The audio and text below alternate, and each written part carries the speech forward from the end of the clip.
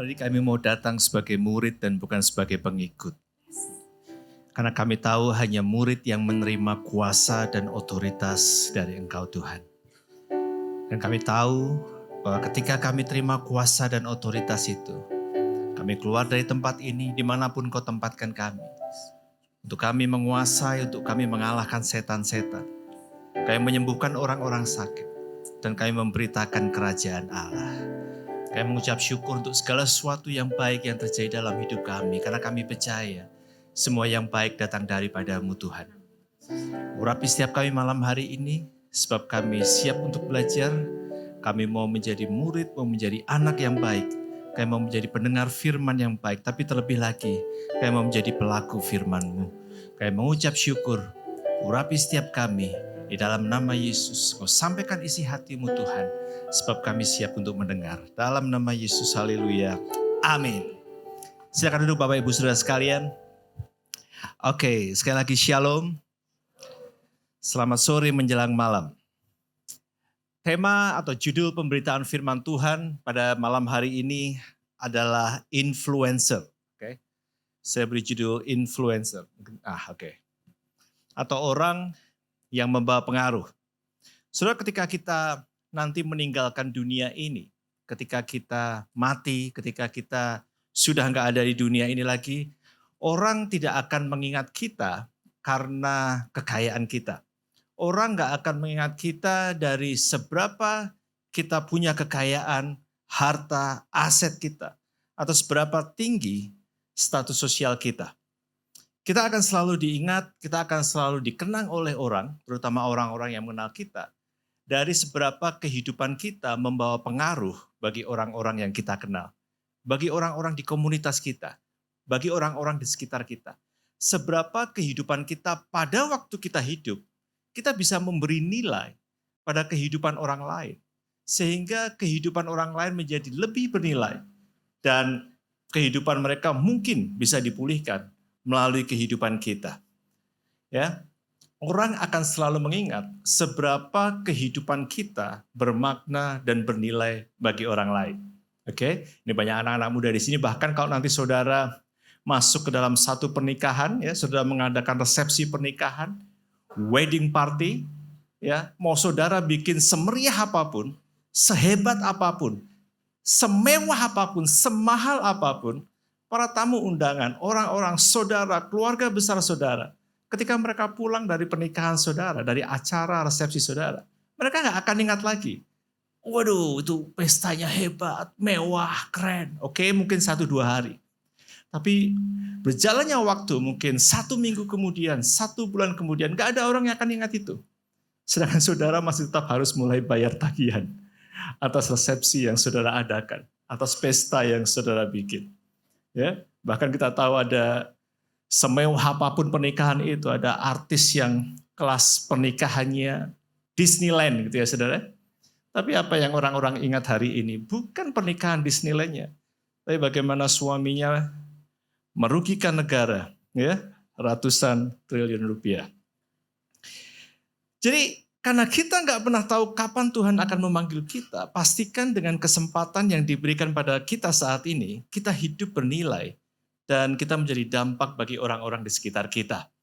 Sehingga ketika kita nanti check out dari dunia ini, orang akan mengenal kita dan mengenang kita karena kita sudah membawa perubahan bagi kehidupan orang lain di luar sana. Saudaraku, kalau saudara baca di Alkitab, itu ada seorang raja yang bernama Raja Yoram. Itu anak dari Raja Yosafat. Ya. Dia mati pada usia 30 tahunan dengan usus yang keluar dari tubuhnya. Dan dia memerintah sebagai raja selama 8 tahun. Dan saudara tahu pada waktu dia mati sebagai raja, tidak ada upacara apapun dilakukan. Dia mati gitu aja saudara. Tidak ada yang memperingati, tidak ada yang mengingat dia. Dan Alkitab berkata, orang-orang tidak mencintai dia. Sudah bisa bayangkan seorang Raja Yehuda, anak dari Raja Yosafat. Pada waktu dia hidup dan dia mati, dia nggak dicintai orang-orang. Saudaraku, jangankan diingat atau dikenang, saat hidup aja. Dan juga saat matinya, Orang-orang tidak mencintai dia. Saudaraku, selama 1 bulan ini gereja kita akan berbicara tentang authority to influence, ya, otoritas untuk membawa pengaruh. Nah, saudara, kita tahu banyak anak-anak muda yang ingin menjadi influencer, ya kan? Banyak anak-anak muda yang ingin menjadi pengaruh untuk orang lain, terutama melalui sosial media, melalui konten mereka. Which is okay, that's good, karena itu kreativitas dan itu juga bisa menghasilkan uang. Dan banyak juga perusahaan-perusahaan yang berani bayar mahal untuk jasa para influencer ini, ya, untuk supaya mereka mengendorse produk atau jasa yang perusahaan ini tawarkan. Nah, dalam hal kerajaan Allah, rencana Tuhan memilih kita itu sebenarnya sama, saudara. Adalah untuk kita menjadi influencer bagi kemuliaan nama Tuhan. Nah, malam ini kita mau belajar sama-sama kriteria influencer seperti apa. Ya, kriteria seperti apa yang Tuhan kehendaki. Nah, ayat untuk tema gereja kita bulan ini ada di Lukas 9 ayat 1-2. Cuman saya mau ajak saudara untuk membaca keseluruhan perikop, ya, dari ayat 1 sampai ayat 6. Nah, nanti saudara setiap minggu di dalam bulan ini saudara akan mendengar ayat ini karena ini yang menjadi tema gereja kita untuk bulan ini, authority to influence. Oke. Kita mulai ya. Lukas 9 ayat 1-6. Ayat 1, maka Yesus memanggil ke-12 muridnya, lalu memberikan tenaga dan kuasa kepada mereka. Ini kalau dalam terjemahan Amplified Bible dikatakan to exercise power and authority. Untuk menggunakan kuasa dan otoritas yang mereka terima. To exercise. Terima, mereka gunakan. Untuk apa, saudara? Untuk menguasai setan-setan dan untuk menyembuhkan penyakit-penyakit. Dan Yesus mengutus mereka untuk memberitakan kerajaan Allah dan untuk menyembuhkan orang. Ayat yang ketiga, katanya kepada mereka, jangan membawa apa-apa dalam perjalanan. Jangan membawa tongkat atau bekal, roti atau uang atau 2 helai baju. Dan apabila kamu sudah diterima dalam suatu rumah, tinggallah di situ sampai kamu berangkat dari situ. Dan kalau ada orang yang tidak mau menerima kamu, keluarlah dari kota mereka dan kebaskanlah debunya dari kakimu sebagai peringatan terhadap mereka. Lalu pergilah mereka dan mereka mengelilingi segala desa sambil memberitakan Injil dan menyembuhkan orang sakit di segala tempat. Saudaraku, menjadi seorang influencer kerajaan Allah, kita harus mengetahui dan menghidupi apa yang menjadi panggilan hidup kita. Makanya saya tulis di sana, knowing and living your calling. Nah, kalau saudara search di Google tentang how to live your calling, ya saudara akan temukan banyak sekali itu. Author, penulis buku, para motivator, ya, mereka jual buku mereka How to Live Your Calling. Intinya gini, kalau saya baca beberapa, intinya adalah bagaimana ketika kita menjalani panggilan kita menjadi orang yang berbahagia. Kita menjadi orang yang happy ketika kita tahu dan kita menjalani panggilan hidup kita. Ya, nah saya pada waktu lihat-lihat tentang buku itu, saya jadi ingat saya punya seorang rekan yang dulu rekan sama-sama pelayanan. Dia melayani lebih di Departemen Misi dan Diakonia. Ya, jadi dia lebih sering keluar, menjangkau jiwa-jiwa di luar sana, pergi ke desa-desa, ke pelosok-pelosok, ke daerah-daerah di mana dia utus. Nah, suatu saat karena secara gereja ada pembukaan cabang baru dan dia harus menjadi salah satu gembala di sana. Jadi dia dipercayakan untuk menggembalakan salah satu cabang kita, ya. Kemudian dia ada di sana dan dia yang dulunya adalah orang lapangan yang biasanya keluar, pergi ke kampung-kampung, ke desa-desa, naik turun gunung. Sekarang tiba-tiba dia harus ada dalam gereja, mengurus semua administrasi gereja dan pengembalaan di dalam gereja. Berselang 1-2 tahun kemudian pada waktu dia ketemu saya, ngopi-ngopi ngobrol, dia cerita, kamu tahu nggak? Aku ini ngerasa jenuh banget. Aku ngerasa bosen banget. Kenapa? Yang tiba-tiba dia cerita sama saya. Yang dulunya dia sering di luar, dia ketemu dengan orang-orang, dia bisa memenangkan orang-orang di luar sana. Kemudian tiba-tiba dia ada dalam gereja, mengurusi administrasi gereja. Tapi sebenarnya dia kemudian sadar, dia segera sadar dan dia cerita sama saya, sebenarnya masalahnya itu bukan itu. bukan di dalam atau di luar gereja. Cuman masalahnya ketika dia diletakkan di dalam gereja, dia seolah-olah, dia cerita sama saya, dia merasa terjebak di sana, dia begitu fokus dengan administrasi dan kegiatan dalam gereja, kemudian dia merasa rasa rindu untuk memenangkan jiwa-jiwa itu mulai hilang dalam hidupnya. Dia nggak punya lagi kerinduan untuk who's next? Siapa yang aku mau menangkan? Besok kemana aku mau pergi? Minggu depan kira-kira kemana aku mau pergi? Dengan siapa? Dengan apa? Jadi sebenarnya ini linear dengan ayat yang kita baca di Lukas 9 tadi. Dan juga apa yang kita bahas bulan lalu tentang panggilan kita untuk memberitakan kerajaan Allah. Ingat saudara, ini bukan masalah di dalam atau di luar gereja. Tapi apakah hari ini hati kita masih punya kerinduan untuk menceritakan kebaikan Tuhan yang terjadi dalam kehidupan kita pada orang-orang di luar sana? Kita nggak usah ngomong hal-hal yang gede. Ya kan, seperti pelayanan harus sampai ke pelosok-pelosok, sampai keluar pulau dan lain sebagainya. Kita bisa mulai dari keluarga besar kita yang belum mengenal Yesus. Kita bisa mulai dari teman-teman dan sahabat kita. Saya percaya kalau saudara punya komunitas atau saudara punya teman di mana saudara biasa ngopi, nongkrong, ngobrol-ngobrol di luar sana, mungkin nonton, mungkin nge-gym dan lain sebagainya. Pasti ada di antara mereka yang belum mengenal Yesus. Pasti ada. Saudara bisa mulai dari sana. Jangan cuma kita pergi sama mereka, senang-senang, ngopi bareng, pergi bareng. Tapi kita nggak punya kerinduan untuk menceritakan kebaikan Tuhan dan menceritakan Yesus kepada dia, kepada orang yang ada bersama-sama dengan kita. Kita nggak punya kerinduan lagi untuk memenangkan jiwa-jiwa. Ini sama seperti yang terjadi pada teman saya tadi, saudara. Kalau ada di antara kita yang mungkin hari-hari ini kita merasa jenuh ya, mungkin ada dengan iman kekristenan kita atau dalam mengikuti Yesus. Coba tanyakan pada diri kita malam hari ini. Ini bukan untuk menghakimi, tapi untuk pembelajaran bersama. Ya, untuk saudara dan juga untuk saya.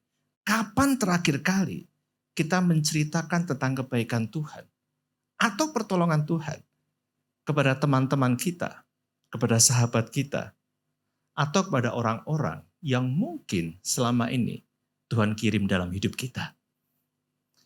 Orang yang tiba-tiba muncul dan dia nggak mengenal Yesus, yang hadir dalam hidup kita, itu mungkin bukan sembarangan terjadi begitu saja. Mungkin Tuhan kirimkan orang itu untuk saudara bisa menjadi berkat untuk orang itu. Saudaraku, seringkali ketika Tuhan menolong dan memberkati kita ini seringkali kan lupa ya, kita mungkin sukanya langsung posting gitu aja di sosmed ya kan, untuk melampiaskan kenarsisan kita, ya, aka pamer, ya. Bukan untuk tujuan menginspirasi atau menguatkan para followers atau viewers kita. Nah, makanya seringkali ya, kalau saya ngobrol nih dengan ya anak-anak muda juga ya, dia bilang, aduh Kak, boro-boro menceritakan tentang Yesus di luar sana. Kalau di Komsel aja, di Komsel ini kan biasanya mereka punya magic word, ya, punya kata pamungkas. PAS gitu, pas. Pas ini bukan pas mau bersaksi, pas disuruh oleh gembalanya. Pas ini adalah I pass it to the next person gitu ya. Kalau disuruh bersaksi, disuruh cerita tentang kebaikan Tuhan, aduh jangan saya dekat. Pas, next aja. Dia aja, yang lain aja. See, the blessing is my part, but to testify is your part. Kan seringkali seperti itu kan. Pokoknya berkatnya kita mau terima. Kebaikan Tuhan kita mau terima. Semua yang baik yang Tuhan berikan kepada kita mau terima. Tapi untuk bagian cerita kebaikan Tuhan, untuk kita testify, untuk kita bersaksi, hey, that's not my part. Kayaknya itu bagian dia aja deh, biar dia yang cerita. Berkatnya mau karena menguntungkan, tapi di dalam bersaksi kita seringkali males, karena kita merasa apa sih untungnya buat kita kalau kita bersaksi. Saya bacakan untuk saudara ya, Wahyu 12 ayat 11. Wahyu 12 ayat 11, ini kalau saudara bacanya di rumah konteksnya itu tentang, ini bahasa gampangnya, pertempuran antara dua kubu malaikat di surga. Ya, dan saudara bisa baca konteks lengkapnya. Dikatakan gini, dan mereka mengalahkan dia, ini maksudnya malaikat Allah mengalahkan pasukan malaikat iblis. Nah, saudara bisa baca di rumah nanti, ini kalau diceritakan semua panjang. Dan mereka mengalahkan dia oleh darah anak domba, dan oleh apa? Perhatikan nih saudara, oleh perkataan kesaksian mereka. Ini mereka ini adalah orang-orang percaya yang selama hidup di dunia ini, dia setiap hari dia bercerita, dia bersaksi, dia memberitakan kerajaan Allah. Jadi oleh apa? Oleh perkataan kesaksian mereka. Karena mereka tidak mengasihi nyawa mereka sampai ke dalam maut. Karena apapun tantangannya, apapun keadaannya, apapun kondisinya, mereka nggak pernah berhenti menceritakan kebaikan Tuhan dalam hidup mereka. Mereka nggak pernah berhenti bersaksi. Jadi malam ini sudah tahu ya, apa yang ditakuti oleh setan? 1, darah Yesus. 2, kesaksian tentang Yesus. Masih sudah ingat, apa yang sudah lepaskan di bumi akan terlepas di surga. Kalau saudara melepaskan kesaksian, surga tahu bahwa saudara harus punya kesaksian yang baru. Maka surga akan melepaskan sesuatu yang baru untuk saudara. Saudara rajin ke gereja dan komsel, that's good. Tapi iblis nggak takut. Saudara menyembah Tuhan sungguh-sungguh, saudara menyanyi, saudara memuji nama Tuhan, saudara lompat-lompat. Kan kalau anak-anak muda ya, apalagi anak-anak youth, roket kita, wah kalau nyanyi, waduh lompat-lompat semangat, that is good. Itu juga bagus. Tapi iblis nggak takut. Tapi ketika saudara bersaksi tentang kebaikan, tentang pertolongan, tentang kuasa, tentang kasih Tuhan dalam hidup saudara, Alkitab berkata, dengan itulah iblis dikalahkan. Halo? Kenapa saudara tenang sekali malam hari? Apa karena dingin? Apa karena sudah melewati jam makan? Makanya di ayat tadi yang kita baca di awal tadi, Yesus memberikan otoritas dan kuasa untuk kita menguasai setan-setan, menyembuhkan orang sakit, dan bersaksi, dan memberitakan kerajaan Allah. Saudaraku, malam hari ini saya rindu untuk kita semua, kita tahu panggilan kita. Kita know and kita live in our calling. Ya, kita tahu dan kita menghidupi panggilan itu. Saudaraku, menarik ketika Yesus tidak memberikan kuasa itu kepada semua orang. Tapi Yesus hanya memberikan kuasa dan otoritas pada orang-orang tertentu yang disebut murid, disciple, ya. Bukan pada pengikut, bukan pada orang yang cuma ikut-ikutan. Kalau saya boleh ulang lagi ya. Di Lukas tadi 9 yang kita baca di awal, saya ambil 2 ayat yang pertama. Maka Yesus memanggil ke-12 muridnya, lalu memberikan tenaga dan kuasa, power and authority, kepada mereka untuk menguasai setan-setan dan untuk menyembuhkan penyakit-penyakit. Dan ia mengutus mereka untuk memberitakan kerajaan Allah dan untuk menyembuhkan orang. Saudara lihat, Yesus hanya memanggil dan mengumpulkan murid-muridnya. Yesus memberi mereka otoritas dan kuasa sebelum Yesus mengutus mereka pergi. Saudaraku, Yesus gak beri otoritas pada orang yang cuma ikut-ikutan di sana. Hanya murid yang dikumpulkan, yang dipanggil. Makanya saudara, kalau kita ibadah, kita komsel, kita join komunitas-komunitas di gereja, ya, kita mungkin bahkan pelayanan, jangan hanya karena ikut-ikutan. Tapi karena kita punya satu kerinduan untuk kita dimuridkan. Hei, aku mau dimuridkan. Supaya apa? Supaya level imanku tuh level up. Supaya kita semakin hari, semakin minggu, semakin bulan, semakin tahun. Di dalam iman kekristenan kita nggak sama seperti yang sebelum-sebelumnya. Kita bisa level up. Ya. Nah, kita lihat sedikit ya, kriteria murid Yesus, ini keluar sedikit. Kriteria murid Yesus menurut Alkitab. Kita akan lihat sekilas di Injil Lukas 14, nanti ada 2 ayat yang berbeda. Kriteria yang pertama, Lukas 14 ayat 27 dikatakan, barang siapa tidak memikul salibnya dan mengikut aku, ia tidak dapat menjadi muridku. Saudaraku, agama Kristen yang ada di KTP kita, itu kan cuma identitas, itu status. Tapi menjadi murid Yesus itu lebih dari sekedar status. Menjadi murid Yesus itu adalah gaya hidup. Amin. Artinya mau di dalam gereja atau di luar gereja, kita harus sadar bahwa kita adalah muridnya Yesus yang harus mencerminkan sifat dan karakter Yesus. Nah, yang berbahaya kalau ada pendeta atau pelayan Tuhan, dia merasa posisi kependetaan dan pelayanannya itu hanya sekedar status dan identitas. Jadi kalau di dalam gereja dia pelayan Tuhan, di luar gereja dia bisa tiba-tiba menjadi seorang pendekar. Pelayan Tuhan, ya, itu bukan hanya status dan jabatan. Pendeta, pelayan Tuhan. Ini bagi yang melayani juga semuanya di sini. Itu adalah gaya hidup. Artinya mau di dalam gereja dan di luar gereja kita harus tahu bahwa hidup kita adalah hidup yang melayani Tuhan. Saudaraku, dari ayat ini kita tahu bahwa gaya hidup murid Yesus adalah hidup yang mau bayar harga. Hidup yang mau diproses ya untuk sebuah tujuan yang Tuhan sudah tetapkan di dalam hidup kita. Ini kita mumpung ngomong-ngomong soal bayar harga ya, dan di KGC, di ibadah pemuda seperti malam hari ini, kita punya moto hashtag kita Community Matters, motonya kita discipling community ya, komunitas yang memuridkan, yang dimuridkan. Saudara, kalau kita ngomong soal bayar harga ya, saya berharap saudara yang belum join Komsel, malam hari ini sudah bisa mendaftar pada Asyir yang melayani untuk sudah bisa join Komsel. Oke? Karena di Komsel saudara akan dimuridkan. Kalau saudara datang ke ibadah seperti ibadah mingguan seperti ini hanya satu arah.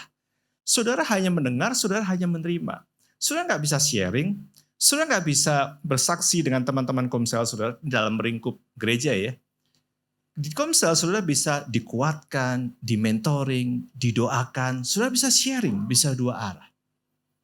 Dan kalau kita ngomong soal bayar harga, untuk saudara join Komsel, saudara join acara-acara yang diadakan gereja, itu saudara memang harus bayar harga.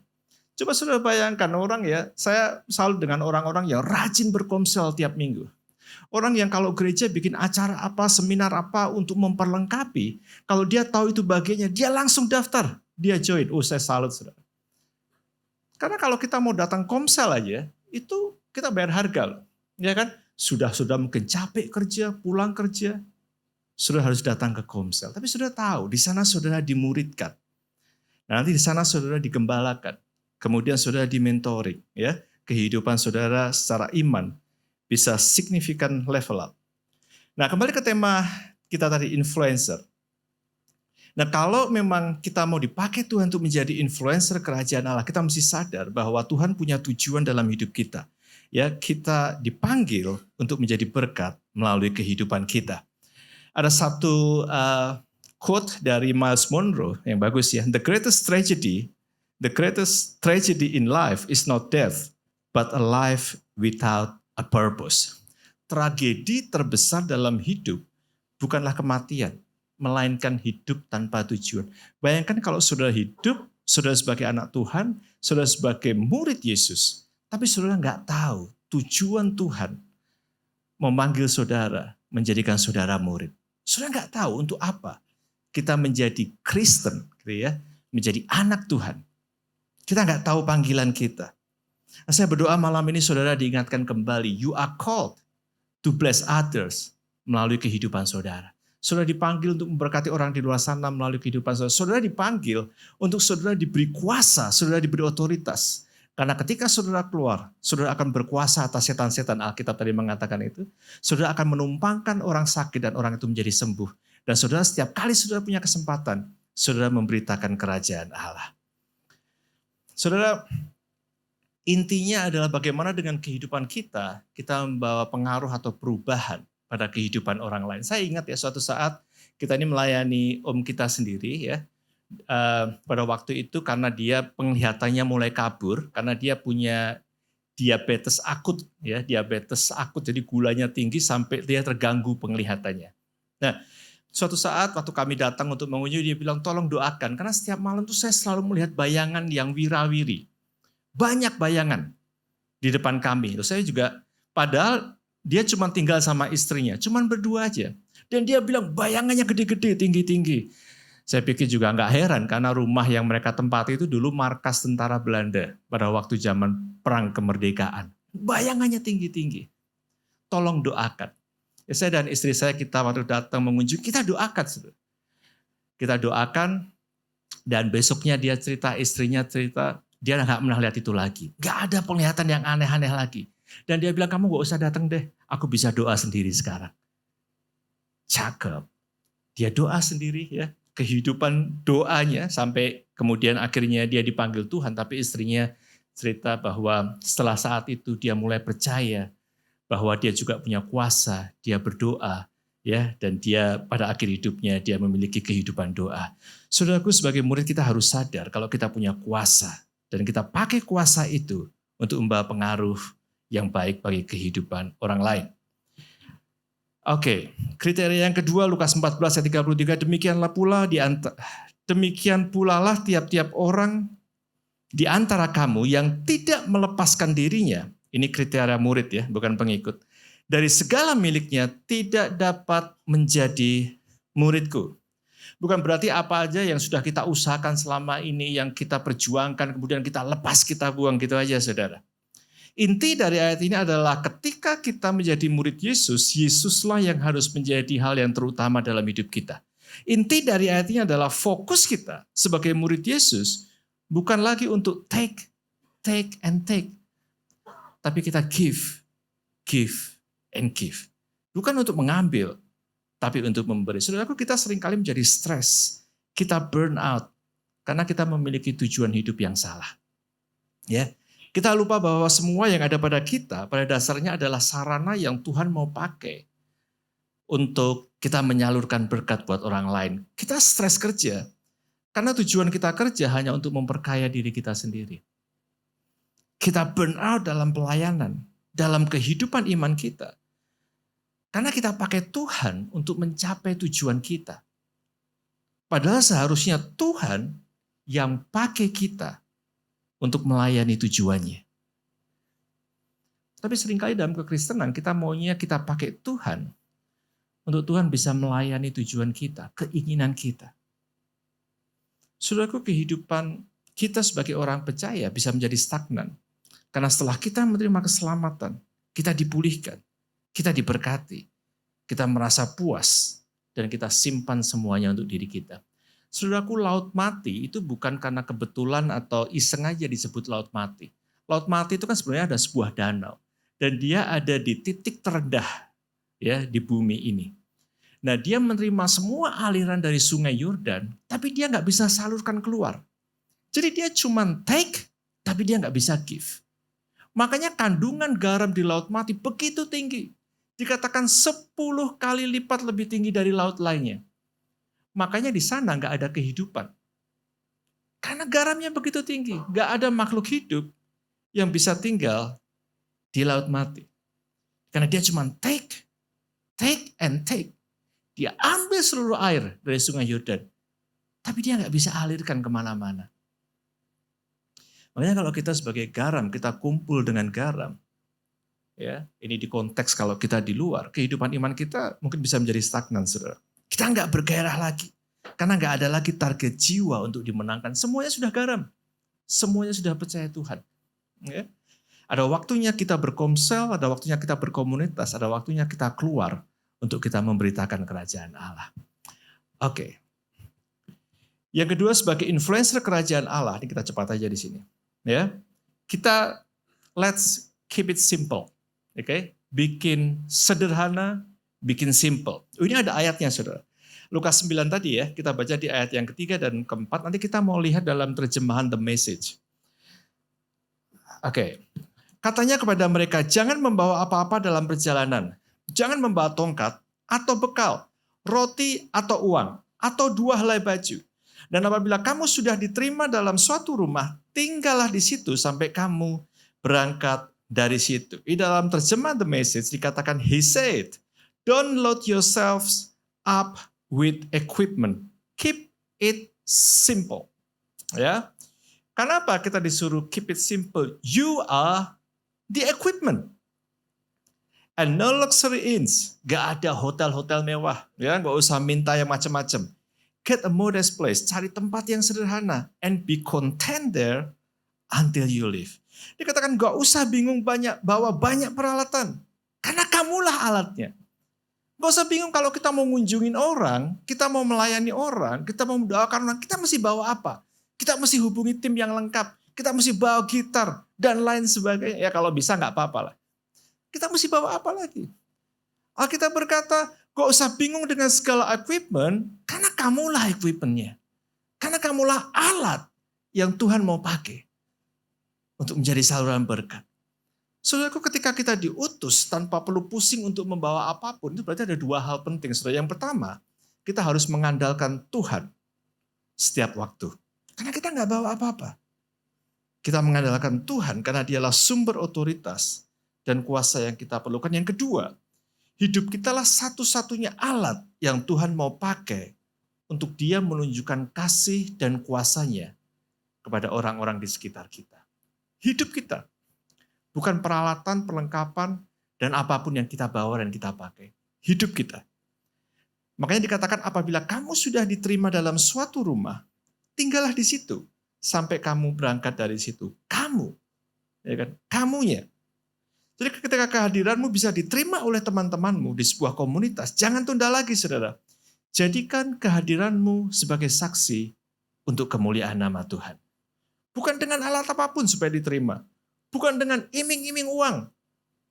Bukan dengan apapun. Tapi melalui kehidupanmu yang sudah diubahkan. Saya berharap kalau saudara ngajak teman saudara untuk datang ke gereja ini bukan karena datang ke KRC. Aduh gedungnya keren. AC-nya dingin. Gitu kan, saking dingin sampai saudara dengar khotbah ini. AC-nya dingin. Musiknya oke. Speakernya bagus. Tapi karena kita ingin teman-teman kita datang untuk dia berjumpa dan mengalami Yesus. Saudaraku, Yesus nggak pernah mengajarkan kita untuk memenangkan jiwa dengan pancingan materi supaya mereka bisa bertobat dan mengenal Yesus. Yesus nggak pernah mengajarkan kita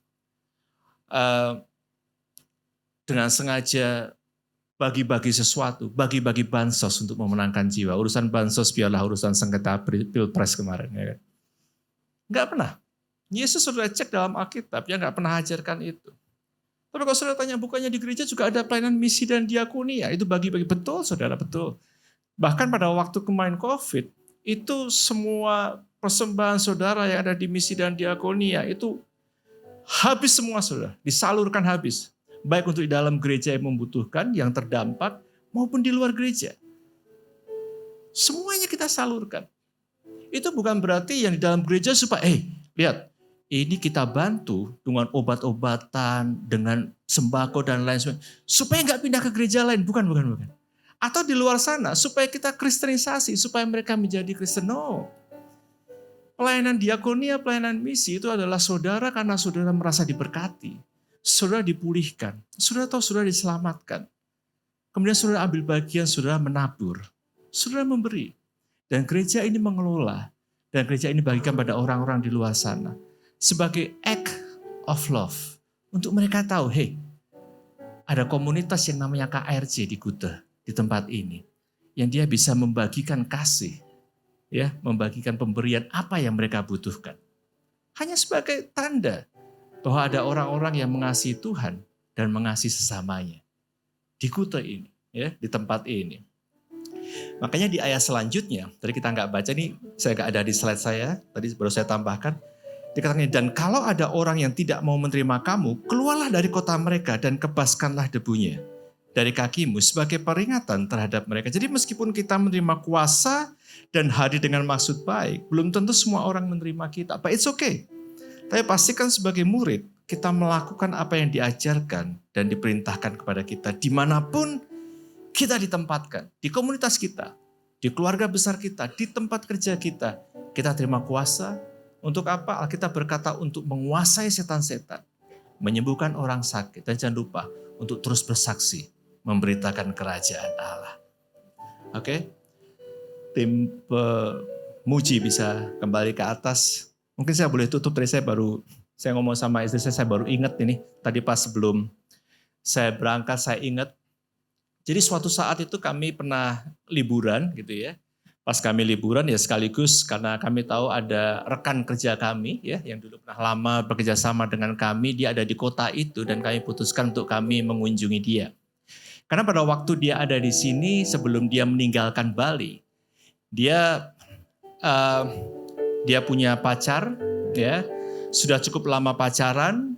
Ketika dia merasa bahwa semuanya sudah firm, malah tiba-tiba pacarnya meninggalkan dia, pacarnya terbang keluar pulau dan menikah dengan orang lain.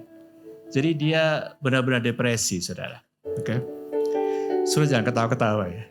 Ada apa di antara saudara yang tertawa? Nah, setelah itu ternyata habis dia ditinggalkan, dia depresi, dia lagi nyebrang keluar dari kosnya, kemudian dia tabrak sepeda motor dan kakinya patah.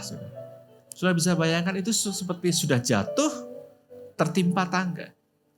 Dan saat itu karena kami yang mengajak dia untuk datang ke Komsel, kami yang mengajak dia untuk ke gereja, kami yang dulu sering melayani dia, membantu dia. Saat itu kemudian dia mulai hilang ya dari komunitas, dari Komsel, dari gereja. Dan dia ngomong sama temennya ngomong sama kami, buat dia oke, nggak Tuhan-Tuhanan lagi. It's done, it's finished. Aku nggak mau percaya lagi Tuhan-Tuhanan. Ya, lihat apa yang sudah terjadi dalam hidupku. Everything messed up. Dan dia memutuskan untuk untuk pulang ke kampung halamannya. Dia meninggalkan Bali. Oke. Dia ada dalam transisi perjalanan untuk meninggalkan iman percayanya. Nah, saudaraku, suatu saat waktu saya dan istri saya lagi berlibur, terus kemudian kita ingat dia ada di sana. Terus kita bilang, yuk kita kunjungi dia. Oke. Karena kita nggak punya nomor teleponnya, kita hubungi orang lain yang menjadi temannya, kita minta nomor teleponnya, temannya bilang kayaknya percuma. Dia sudah menutup diri, dia nggak mau ketemu sama siapa-siapa.